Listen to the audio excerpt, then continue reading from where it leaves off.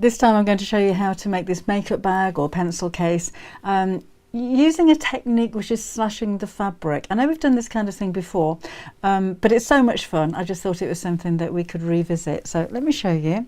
It's using different layers of fabric and cutting through them and literally scrubbing them. You'll have an even better effect if you put this into the washing machine. Because the cuts are on the diagonal, they don't fray as such, but they go really fluffy.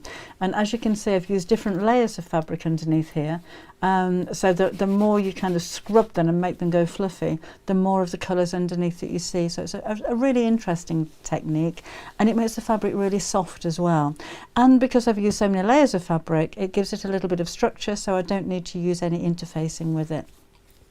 So it's all fully lined, and the zip is one of those that goes into the seams at the end. So the actual construction of the bag is really simple, but this is the bit that we're really interested in doing. So I've chosen my fabrics and I'm going to go for these. I will put all of the measurements. It's ever so simple, and you can make them in different sizes, but the measurements that I've used in the description box underneath the video for you to see. So I talk in inches, but there will be metric down there as well, and these squares are 14 inches square.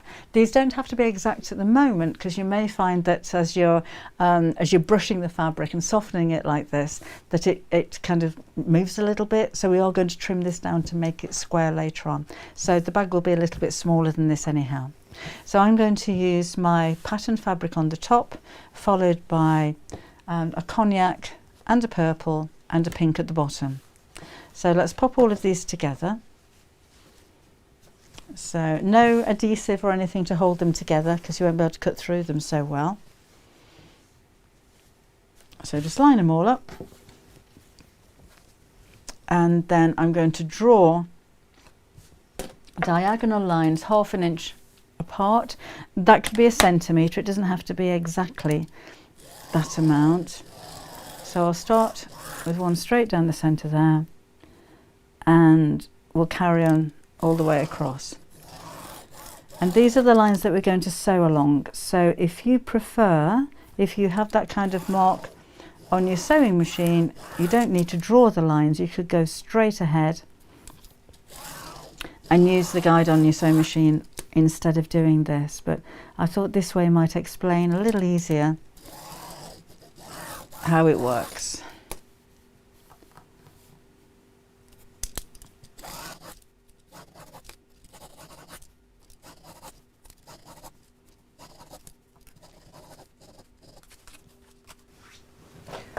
So now my lines are all drawn. It's drawing in the sewing machine, and I'm simply going to sew along each one of the lines. So a little bit like quilting.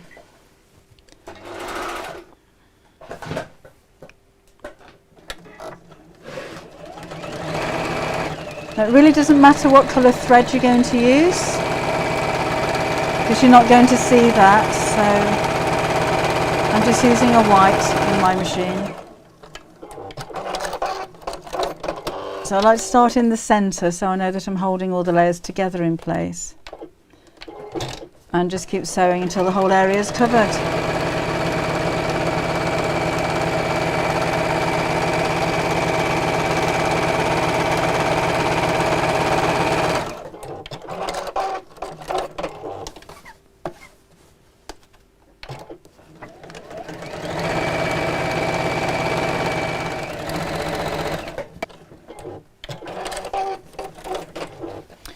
Now, as you can see, I didn't go right into the corners. I don't think that's really necessary, but I've covered the whole area with the straight lines, and I'm just going to pop the ironing board underneath there and take away the lines. I've used a heat erasable pen, and I'd normally recommend that you do a quick patch test first, but it doesn't matter, because in the ditches that I've just sewn, you're not actually going to see the stitches. So if your marker pen has affected the fabric, it's not really going to be noticeable at all.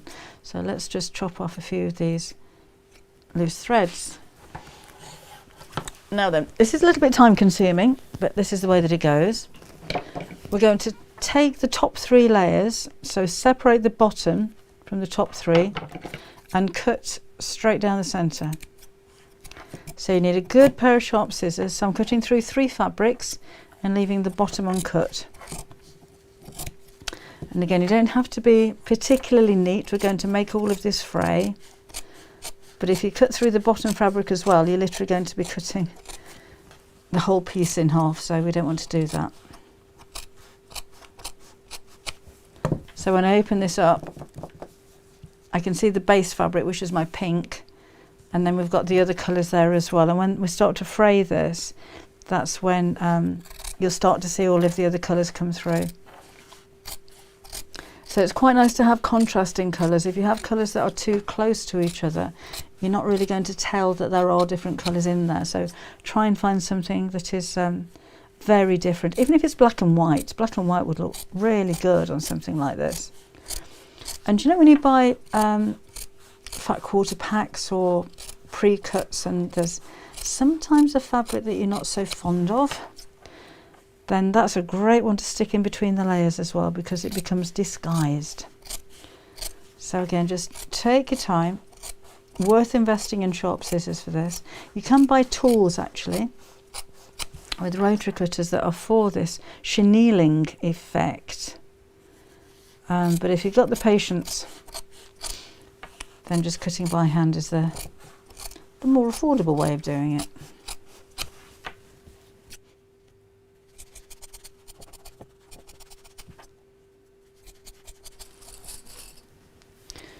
Now for the fun bit, because now we're going to scrub this. So I'm just using a regular scrubbing brush, and you can be really quite aggressive with this. If you have a wire brush, try that. And if you have the patience, then wash the fabric, because it comes up a treat when it's been in the washing machine. And it really does help it to fluff up. Again, don't be afraid of really giving this a good old scrub. Let's do this, because it is cut on the bias,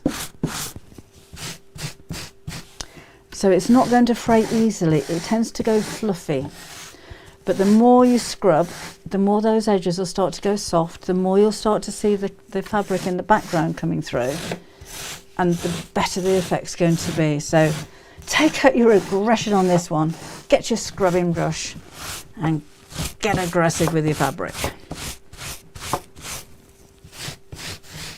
So you can see the more you scrub, the fluffier it gets, the softer it gets, and the better the effect is. So now you can really start to see the background fabrics coming out.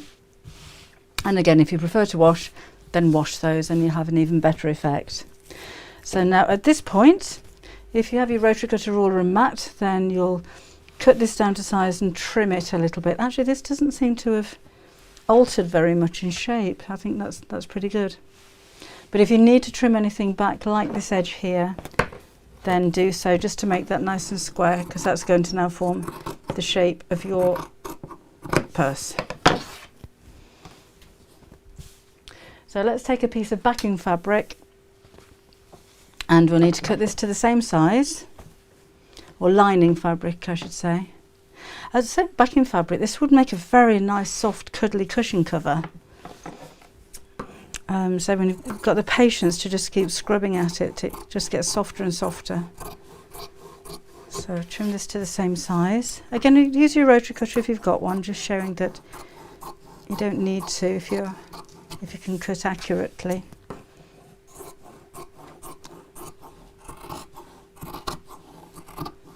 There we go. And then we'll take our zip, and I've got a continuous zip, but it just needs to be the length of your fabric, maybe a little bit longer. And we'll sew facing downwards to one end like this, and sew straight across the zip tape to hold that in place. So I'm just going to move the needle over to the left hand side, so I don't need to put the presser foot, the zipper foot on my sewing machine, and we'll sew straight down. So it's a nice technique that you could use if you have a tote bag or something like that you wanted to make. What I just wanted to show you here is just how fun this is. So you're completely transforming your fabric. You can still see the print on the fabric, it just makes it a completely different texture. It's really a lot of fun to do. Could even be used as a quilt block if you wanted to do a few of those. Okay, now the opposite side of the bag needs to come to the zip, and we'll sew down the opposite side here. So just line up the edges of the bag and sew the zip in place.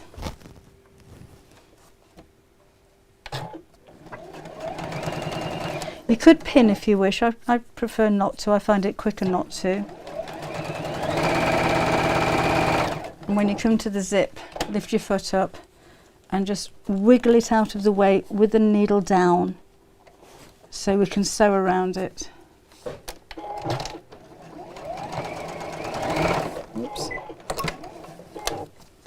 And just line up the edge of the zip tape with the bag as you go.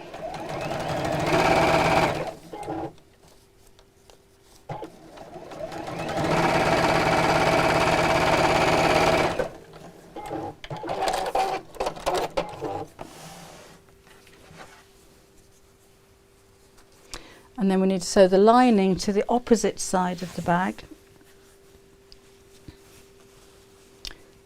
So against one side of the zip. So the zip is in the centre of the outer fabric and the lining fabric. Line up the edges. In fact, I like to sew from the side I've just sewn so I can see where the stitches are. So line up the edges of the fabric there. So again, the zip's in the middle of the two pieces. And I'm sewing over just the same stitch line as I did previously. So let's move this zip pull out of the way for now. I normally like my zips to be a little bit too long, but this one just happened to be exactly the right size, so I'm just going to go with it. Because it was a continuous zip, it doesn't have the stoppers on the end that I like to avoid sewing on projects like this. Whoops, actually that was the zip pull. So I'm just going to go back and move it because I wobbled a bit as I went around it there. So just put your hand inside and wiggle it out of the way. That's better, then I get a nice neat straight stitch line.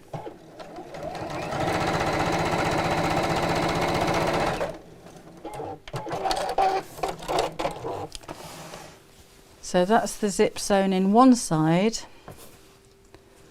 I now need to sew the second side here to the lining. So this is going to form that kind of shape. So the second half of the lining goes on the second side of the zip, zip in the centre, outer fabric, lining fabric on the other side. So I've got one loop of lining and one loop of outer fabric. And again, I'm sewing from the side that I've already, where I can see the stitches on the zip that I've already sewn. Because I can't see the zip now because it's on the inside. But at least I know I'm sewing down the centre of the zip tape so I can see where the stitches are.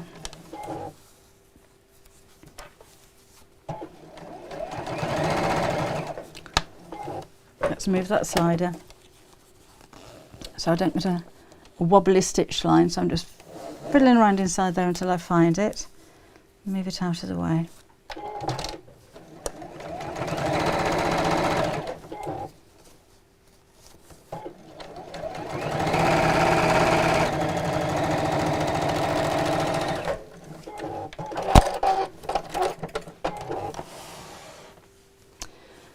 Okay, so now I have this. This occasion, I'm not going to top stitch each side of the zip. And the reason for that, I just thought it would spoil the look if I saw top stitching across here. So I decided not to, but I did make sure I pressed the lining away from the zip very securely. So normally top stitching gives it a nice look as a finish to the bag, and it also helps to keep the lining and the fabric from interfering with the teeth. But if you press that nice and neatly, that's not going to happen, and I think that looks nicer than actually having the top stitching, so that's why we're not doing it here. So what we need to do is to make sure the zip is open slightly first of all. So that's open there, and I'm going to sew across here and across here, across here, but leave a turning gap here in the side. When I come to the zip, that's going to be pushed towards the lining side, and that makes it tuck into, you see where the zip goes into the seam at the ends? That means it's going to go down, not to come up. So push that towards the lining side.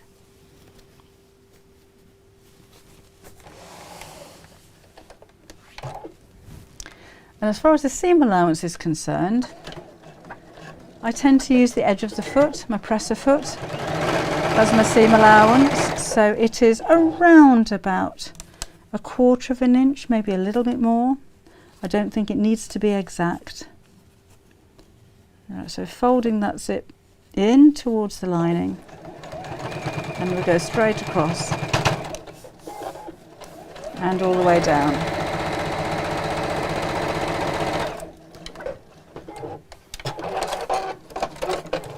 Then let's turn this over. Do the same with the second side, pushing the zip towards the lining side. And sew all the way down, but this time remember we need to leave a turning gap.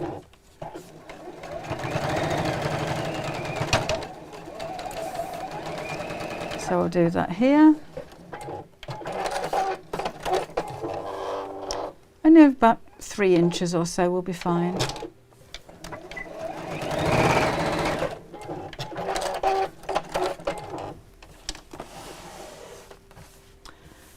I'm going to just snip off those corners so I can make them a little bit pointier when I turn this through.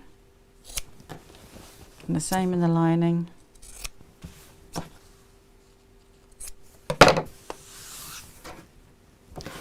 And turn the whole thing through that rather small turning gap that I left here.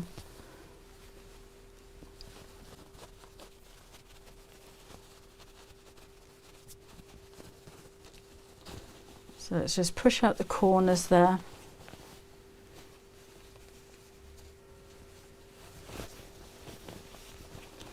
And just in the lining here. And then my turning gap, I'm going to pull the 2 sides of that apart, and you'll see the edges roll into the centre. And I'll just sew over that on my sewing machine. If you're making this to sell, then I'd maybe suggest that you sew this by hand to make it nice and neat. But I don't mind just having a machine stitch down there. And then we'll push the lining inside the bag.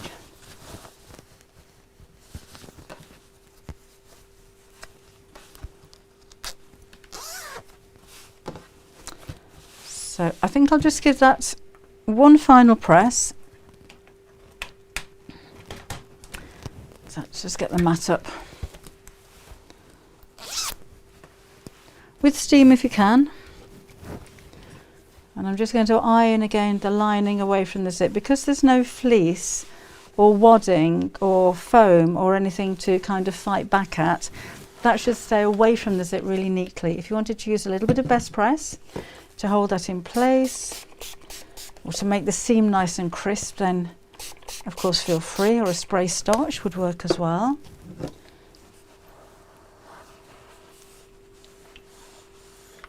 That's going to give a nice finish. Let's just give that a bit of a steam as well, see if we can encourage a little bit more fluffiness. It's a nice effect, isn't it? And it's quick, and it's quite fun. And once you've learnt the technique, or you've tried the technique, then I think you're going to be using this on homewares, on bags, on cushion covers, and as I said before, maybe even on a quilt block or a baby blanket would be a nice idea as well. So actually using the iron really encourages the fibres to fall away from the background, so you can really see the colours that are going on behind there as well. One final little thing that I'd like to do with this one, I've got a little tiny piece of ribbon, that I'm going to thread through the zip. So if you have those, if you bought a garment and they have the ribbons that hold them onto the hangers, these are ideal. So never throw those away when you snip them off so you don't see them, but don't ever throw them away. We're just going to push that through the hole in the end of the slider. A little bit fiddly, worth it. Just push that in. Grab it from the other side. It's a nice little finishing touch, and it makes the slider on the zip, or the pull on the zip, a little bit easier to grab hold of as well. And we'll just tie that in a knot on the end. That can be trimmed down if you need it to be. And that is my bag finished. So the first one that I made, that was all in plain colours, which again, that works really well. I'd got like a salmon pink, a purple, a jade, and then a bright pink in the background. This one I've gone for a pattern fabric, and even though it's patterned, as I said before, you don't actually lose the design, so that's quite a nice feature, I think, for the bag, which of course you can make in any size you like. So I hope you enjoyed the tutorial. It really is a fun project, and as you can see, it hasn't really taken very much time to make them either. They make perfect gifts for Christmas, birthdays, or for anybody that you like, and of course you can make one for yourself to keep your makeup, brushes, or even your sewing haberdashery in. So I hope you enjoyed this tutorial. I shall see you again next time. Bye bye.